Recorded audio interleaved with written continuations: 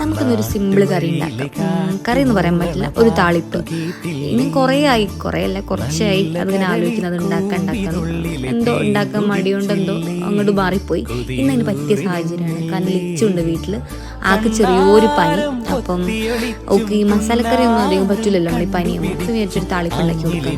അപ്പം ഞാൻ വിചാരിച്ചു നമ്മുടെ മുളകിൻ്റെ ഇല വെച്ചുണ്ടാക്കി കൊടുക്കാം. ഞങ്ങൾ പോയിട്ട് മുളകിൻ്റെ ഇലയും ചീരപ്പറങ്ങിയൊക്കെ പറിച്ചു. ഉണ്ടാക്കാൻ വളരെ സിമ്പിളാണ്. എണ്ണ ചൂടാകുമ്പോൾ കുറച്ച് ചെറിയുള്ളി നേരത്തെ പറിച്ച ചീരപ്പറങ്ങിയിട്ട് ഒന്ന് മൂത്ത് വരുമ്പോൾ നമ്മുടെ കഞ്ഞിവെള്ളം ഉണ്ട്, കഞ്ഞിവെള്ളത്തിൻ്റെ തെളി അതിലേക്ക് ഒഴിച്ചു കൊടുക്കുക. അത് തിളക്കുമ്പോൾ നമ്മളെ ഇല അതിലേക്ക് ഇട്ട് കൊടുക്കുക. ഇല കുഞ്ഞതാണെങ്കിൽ അരിയേണ്ട ആവശ്യമില്ല, വലുതാണെങ്കിലും ഒന്ന് ചെറുതായിട്ടൊന്ന് കട്ട് ചെയ്ത് അരിഞ്ഞു കൊടുത്താൽ മതി.